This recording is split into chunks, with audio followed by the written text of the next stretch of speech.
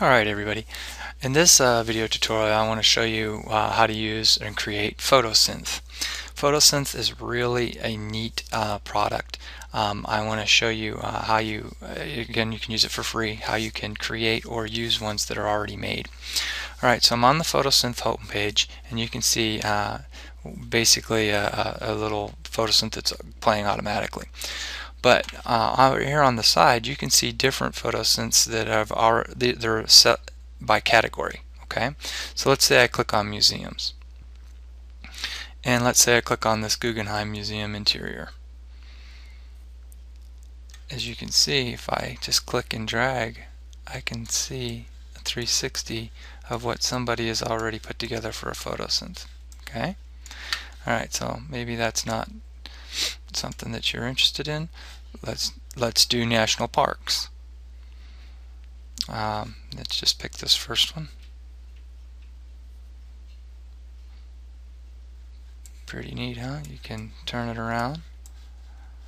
This would be great not just for in the classroom, but for personal vacations that you may take. I'll show you how to take the pictures for these. You can also zoom in. See, I'm rolling the mouse forward, the scroll wheel forward. Look how great the detail is. Maybe there's something over here that catches your eye. You can zoom in on it as well. Okay, so it's pretty powerful. Now, these are all just features that are on the home page. I haven't even signed in yet.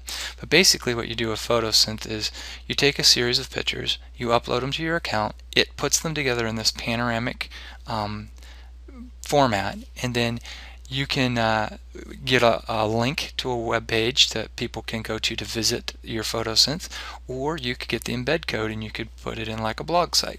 Alright, so let's show you how to actually do this. If you don't have an account, you'll have to sign up for one. I'll show you how to do that right now. Actually, create an account,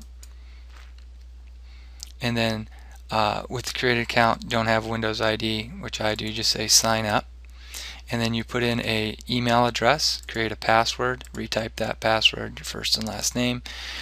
When you're all done, you got to try to get past this ungodly how you do these. Make sure you prove that you're not a computer, and put in those words. You say you accept, and as long as nobody else has registered that particular email address, you would have the ability to access Photosynth and save projects. Alright, so that's how you create your own user ID. I'm actually going to just say, here, I'll go back to mine, it'll come back to the same thing. Okay, we clicked on create an account, but I already have one, so I'm just going to say sign in. Now it knows me because I've been here before, and I'm going to say sign in. I'll put in my password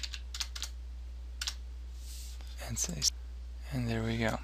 Alright, now what we came to was a page where when we do the class live, I have the students go out with the cameras and take the digital images, and then I just have them upload them to my account.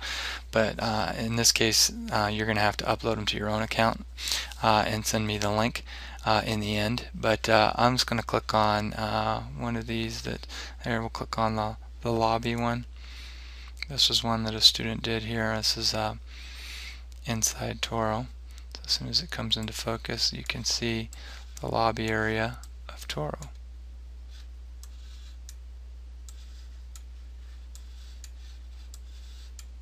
And again, you could zoom in if you want, depending on the quality of the camera that took the image. You can see pretty well in this one. Okay, so let me back up.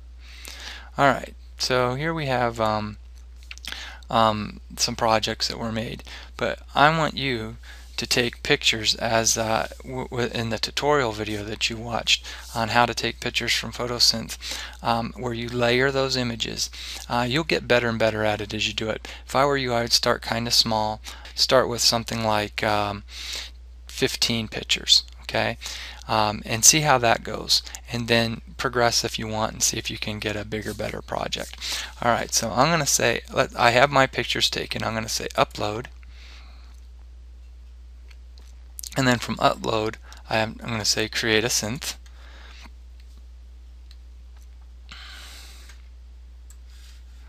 Now this is what comes up. It wants me to log in again or put in my password.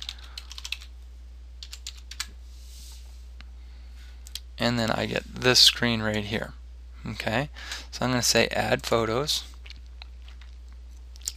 and then I have an example one that I've done, and these are my example photos. They're not the best, but they work. There's just 5 of them, so I'm going to say bring them in. Alright, now before you can actually do anything else, now this project only has 1, 2, 3, 4, 5 pictures. Okay, before I can do anything else, see, it won't let me actually push the synth button to create it until I put something in here. So I'm going to put laptop. Okay, and then I can tag it if I want, put a little description if I want, but I'm not going to bother. And then I'm going to say synth, and then this window comes up and it shows the progress of it making the project. It's not very synthy. Synth is just the word that gets for how many of the pictures it's able to actually link up with one another. And it should be getting pretty close to being done here.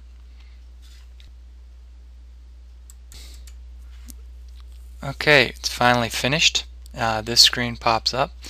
I can start a new one, or I can view. So I'm going to say view.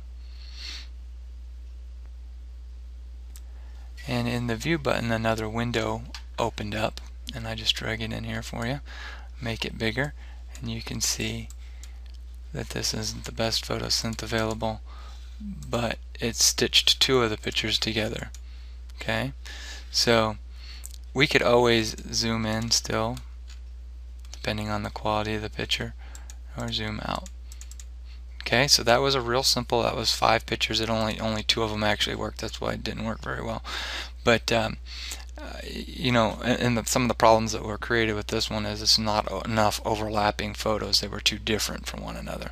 If I go to this view, you can see that it was able to put these 2 together, but it couldn't put these together. Okay. All right. So here's what I want you to do. Going back to the home button.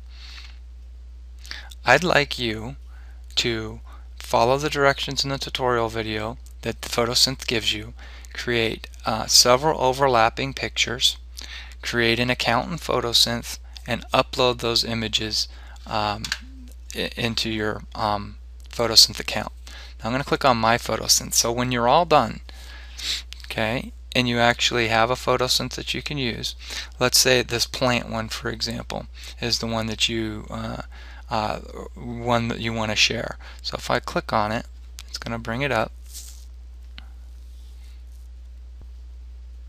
If this is the one you want to share, you could just copy this URL and put that in an email and send it to people, and they could click on that and they would be able to jump to see your Photosynth.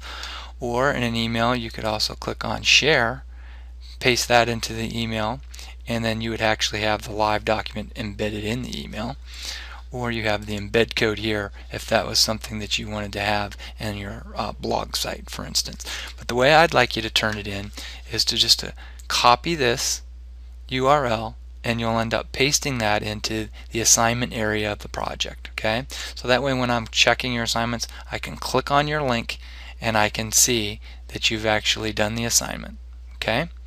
Alright, if you have any questions on Photosynth, don't hesitate to let me know.